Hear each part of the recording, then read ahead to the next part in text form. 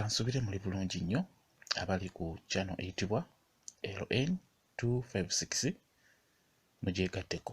Kati olunaku olwaleero mbaleetedde ekitonde ekiyitibwa ekiyenje.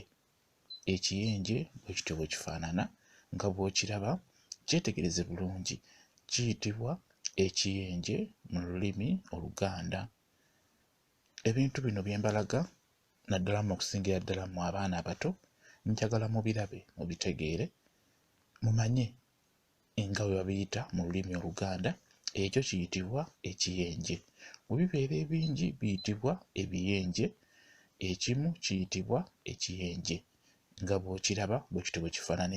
Ebiyenje oba ekiyenje bitera kubeera mu toyireeti naddala ezo ez'ebinnya, era ekiyenje ekyo bw'okirabirako kimanye nti kicaafu nnyo, kibeera owantu ewacaafu, owantu ewajama. Bitera kusangibwa mu toyireeti ezo ez'ebinnya oba owatera okuŋŋaanira ebyo ebicaafu naddala mu binnya ng'ebyo.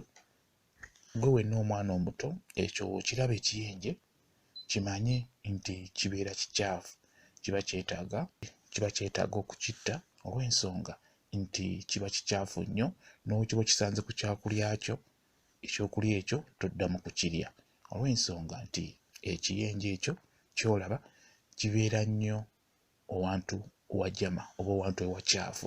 Naddala okusingira ddala bibeera nnyo mu toyireeti, ate mumanyi ebibeera mu toyireeti bibeera bicaafu, bibeera bijama. Mubeere bulungi.